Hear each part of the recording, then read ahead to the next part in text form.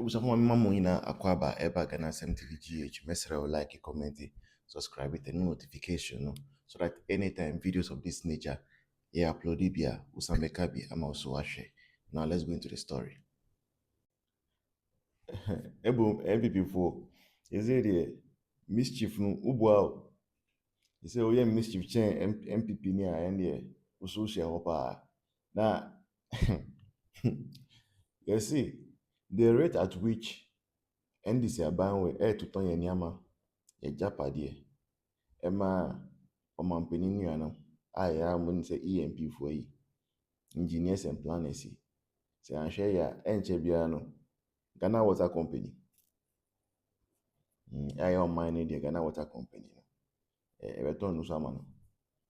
Yeah, because I mean, what else does the country have? All the gold, large scale concessions are mine. You are selling them, you sold them to one person. Which person is politically exposed? Anka, we a stretch. Assembly, Anka is a matter for stretch to even determine. But because we are in a country where people can get away with things because they belong to a certain family, no one is talking. As of for Moyedin, it was all about hating on Akufo-Addo. Now we understand, and they have beautifully and successfully done so. And most of the pastors say that they are on retirement, or man retire, or man achieve on purpose away. And Bibia Adebia or Hobiano, Etomajom Ibrahim. And so don't be surprised, the river near you, the lake near you, the Ghana Water Company treatment plant near you. And Chena, as I say, a company there. So this you begin determining even the day you drink water, the day you get water to bath. Yes, they are taking charge of the entire nation. And the Munya home plan now. You go and read Winning 2024 and beyond. A book I plan signed this for a much to plan on my position. But I'm going to read in a I get Pia Sibiano, the way Anglo good, person Mouton, Damai, Bogoso, and all those things. Now we need 2024 and beyond. Is nothing new. Whatever is happening, it has been planned, it's being implemented. That's why they are not wasting any time. They are not looking as though after the need the next step. They know every single step on the way. They know it. We are the next thing to sell. After that, what else to sell? NDC no. The for still now studio contributions no so and also donations no so. For some time now donation being by it, we are still around 12,000 Ghana cedis, 13,000 more to go. By GDC, Mbeboye, Ama, drew a year 25,000 so that we can bring this beautiful vision to pass. These people, they think say, Omubetimi silence MPP for. The guy said before some bagana no, who posted be on social media NDC forum, including on Penifoni B, and our bagana a betcho, and our bagana a betcho, and I'm saying no problem. Obi my so then you a better where they are Ghana ever. Because Ghana near do. Ghana in senior core do che. Into me ba mo de monte me. But the thing is that Chena Mobeti MPP for will never silence us. And no can will provoke us to do worse. Means say obeche me a. Ade a wugina so de che be no. Meye the worst. In fact, oche me and now jam your ochna. Ochna ba say me gina Jubilee House. And ni mo kra placards and Manchester NDC for nya am what. Mama ye kronfo. And I will do worse. And the point that they should understand and they say, NDC beko opposition in 2029. Now we will do worse to them. Worse. They should listen. NDC for they should listen. And they be American say, it will not stop at them. It will go beyond them. It will transcend them. Yeah, the baby mabusi for so mo yere ni omo maso, omo nanfufo. Anybody that they care about. And it wouldn't be say about bechi wakwa to prison and police custody pay. We will come after you, not only you as a person, who business, who career, who education, everything that matter to you. I see. So they should listen and listen good. And sa emra cyber security emra na omu use no. Sa police na omu use no. Sa national security setup ne apparatus na omu use no. The same thing you be use against them. And even the police officers and national security operatives involved. Omo ya arrest freak.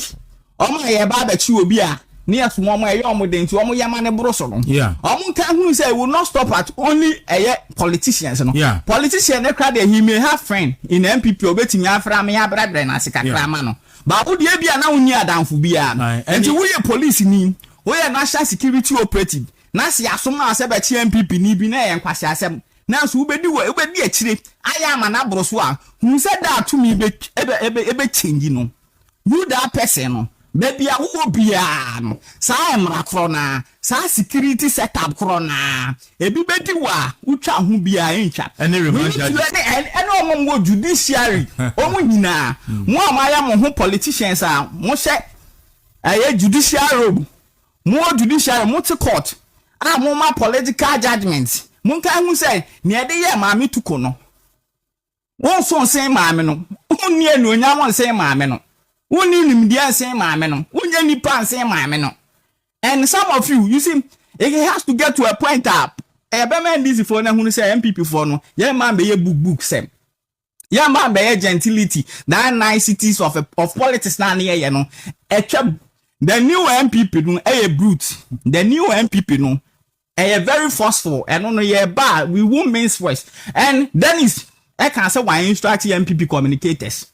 I say, Obi obedi Dr. Bawumia we should also come at the park on. And people were asking, say, in what capacity? On here any capacity. Anybody that will give a call to MPP for a right call. Be protecting the integrity, the dignity of MPP, any flag bearer. That call, we don't take any park in any position. You don't need to have position. Every right patriot or ye patriot papa or ye MPP ni papa bia will have to abide by that call and move according to that call. And we don't need Dennis Mariaco Sabwadi to have any capacity in the MPP. He should be a nobody. But call now make it a right call and MPP for you better one. So NDC from they should understand, they should know. They should know there is something that I've been wanting to tell them. Pa say, listen, 4 years na beba CCAO. And the Romaminka win chattel. And this is to MPP for. More MPP, more opposition. More MPP, more money say, one am we penny for. Sedani drew na MP NDC for no more the year Kofio for soon cancer. Kofio for soon cancer, ko cancer, my no chromo chain, no more tormented. No more the year chairman to me. Onye boni bia na so ene. Yes season ni niam nyane properties ne bank account nyina ene atade a wo hekra yes season. No mo de yes Obama what anadu da suom. Ya di security operatives so mo hye mask kobu ni dan ani. E kotwe na asete sese oye criminal. E de ne koto cells. No mo de MPP for how ma persecute MPP for. How ma deny e bi bail. Omo use draconian bail conditions. Me no ka se Kofi Djumo egusu dem. Man 55 million bail until limit here. Obnoxious bail conditions just to keep people in police custody. Sanya ma we nyina omo de MPP for. Say e ba mu ni eyo mu bi na wo ye MPP ni wo say wo business partner and also be your wadanfo. Enti wo ba be kase mu nja na sa wo nipa no. E mabu na wo party ni mu no. Ye be gada mo ba bia wo bia emfa ho ni opposition. Emfa ho ni wudi bia emfa ho ni wudi a wo MPP mu. Sa nipa no wo be jane wo na mu mirika. We are sounding that caution to MPP because all go through this torment. You are not part. You are not wearing their foot, so you wouldn't feel it. And I'm saying this, say, me the only thing about my major MPP. And MPP beba bemu. Ni ebe so yeah, fine. Father for awesome. Aha. Me say me omo temia. MPP ba bemu. The only thing that I will ask for is in the national security setup no. Omo nya office of vengeance. Okay.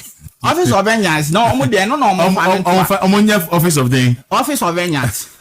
Vengeance. I know you for omo NDC for persecute on Baba Amando, all those people. Any fancy comedy no money. Exactly. Yeah. We need to make sure say it will get to a time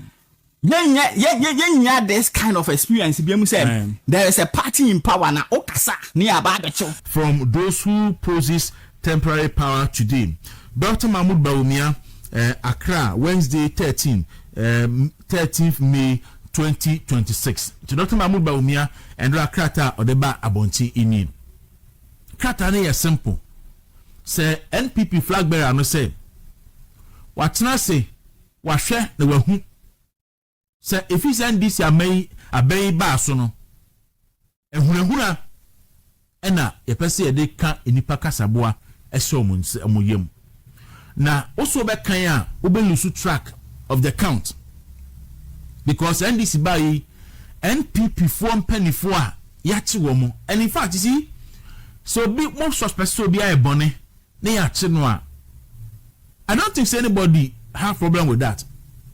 O suspect so be a diska na watch na fane famra kwan so obi a bonnet tia o man no a nipa no che na fane famra kwan so and NPP for agree because they believe in rule of law. But the MPP for the abuse of state power. There many people say first of all, Ghana Constitution no can say Obi anya guilty until proven guilty by a court of competent jurisdiction.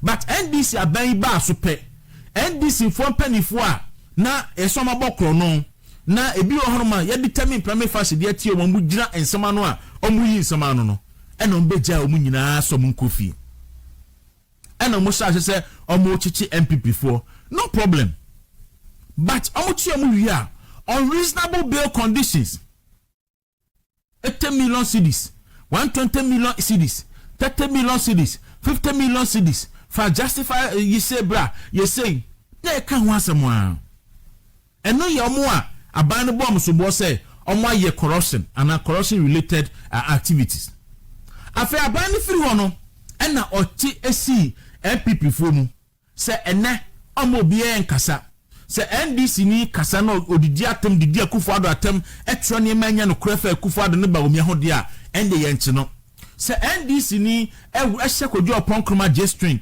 na oboni bodies e ma bodies na odini ye through social media so gun hu figu na animu asede a Ghana Police Service for ehu na mo MPP ni etro bibia say ya pa na police for akwakochi say nipa no ye che won so a ye ba chi Rambo styling ida se be obeda na adwene be bupu ani ana na mkromu ni ache ni atututuo na de akwakohyem e bia be the whole day na wabusuafo ne party penifo ehu ba bia wo e be chinchin ye ko ha bra se ye se ya na ye uti anya ye nso na ye do court bia na no so 2 weeks na ya ma remand sane ma wanyina no etiatia enipa fa ahodie so eni si so obu nkompo kwahwe wachi a na so wohwe aban etwa mu na anu ye MPP aban no a na wohwe sane NPP and the MPP treaty NDC for with dignity and respect.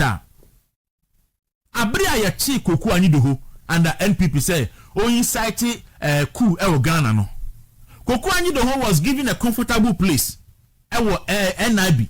In fact, Mampani Mahama, then opposition leader, and then the chairman of Ocean Fonum, Echo Amom access, Echo ho, and then the Quatrans, Betimodi Dusunum, Echo Din Como, Emamu Echa photo. Edi betro machita for so koku anji de ho ne ho ye ba bra chiche ma wuntumi na Dr. Mahmoud Bawumia epe access akwa kohwe wuntumi no ya ma ne kwan ama Dr. Bawumia enya access ankwa kohwe che ma wuntumi ya dini fia ne ya dini kwa eche Bawumia ba ha ne yi na kwa sa abri ofosu ampofo e kan say ombe kunkum nipa ombe kidnap nipa ombe mo minor young governable ani tape e ba bonten me edi tape ni ko Israel e kokko ye forensic audit egitum say for sample of tape no NPP for and for sample of antum ya remand no embo for sample of bill because to protect the dignity as a party penny e o maganemu until say a competent court of jurisdiction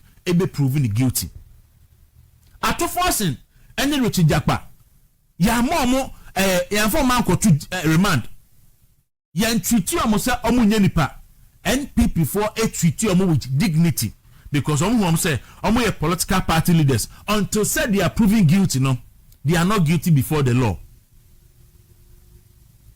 and that they then see and na again na see ya wo man Ghana mu oko social media so a NDC for it describe the Chief Justice of the Republic, Mami Gertrude Iraba Esabato Kunu say, or your NPP women organizer.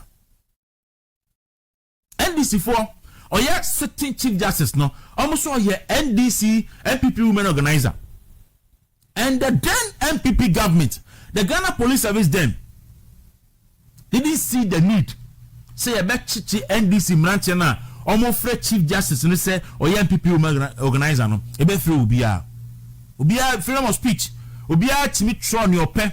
Ekan your pen somewhere NDC for Ekan fa mami to konu office no one fa emran shen in some say Chief Justice and citing for contempt to crime.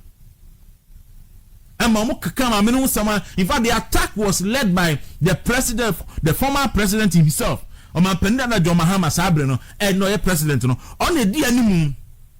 Na o label the whole Supreme Court and say omu ye unanimous FC. Mampani Mahambo and no label the Supreme Court of Ghana. The judges are all in say, omu ye unanimous FC. Si bibia ni wa a good court wufi. Ese say, o penny bisa Mampani Mahama, ebe kase Supreme Court for no a unanimous FC nti oba. Owe balance bench no.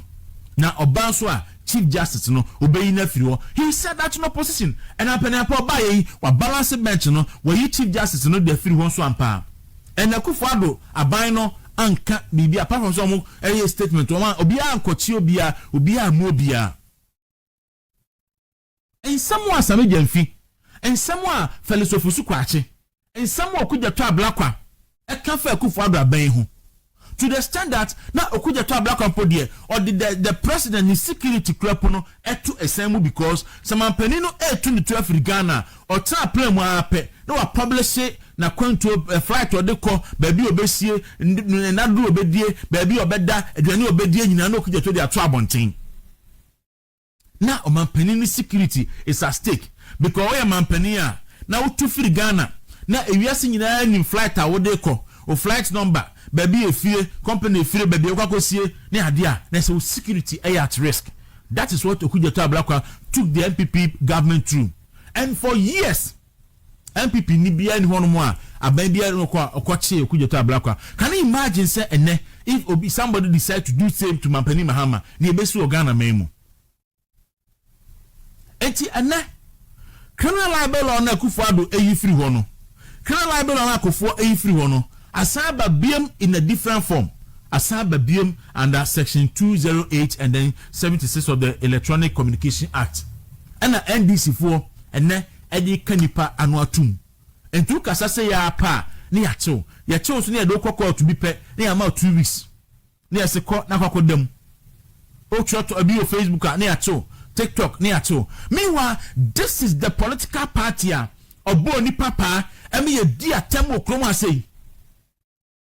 The Jim Penny for them or 247 to run a yam mobo. Say, hey, Papa Penny Mua, NDC wa Bemua, NDC Ecope, IMF, no Munyano. I will 2 the flan and tuma, Eshana Hinema, now Odima Penny Mahamanim, Echo, Britain Wood, Ecope, a standard credit facility, the Mormono, and now 2 for the Ednatum say. It me do 2 for attempt to say Nipaye Muba, or Chinanum, or Sofadaka Williamson, and you will be a. Akufo-Addo podi yenka ene bawumia ne ne yire Samira when any political party on na dey atamdide ba Ghana because Ghana politics no na a civil and decent until send this co-position no person ba. This is the political party Joy News establishes the National Communication Officer Sami Jamfi and na behind Baolaya tag na ye create a domain na ye dey sponsor Baolaya tag. Can you imagine say ne we betimi create domain na all their sponsor Mahama Laya? Can you imagine what will happen to him? But nobody under NPP and they used to state power on Sami Jamfi. Na mo chre MPP for said ye did to me. Na MPP for to me no in a very hard way. Because I bring NDC a opposition no. Yachi NDC ni a MPP penny for any dear mu eco patch or the mawomo. At to force in case a MPP for the dear mu eco patch or the mawomo. MPs 32 a omoji double salary no e MPP for ne di animu ekopa ache o ma wo se na mampani akufo ka se enya fe si ebenya a whole minority na mu nipa 38 akwaji double salary na ya parade on before court say dem kogu afiase nti megyan amanaka but ene ekwa idea MPP for fasu there's no single NDC person and all cabinet MPP for and na ye di NPP for no members e fa yawu na ye di o mani e we yoku BN9 and ye kaka ho so NDC for MPP for to me in a very hard way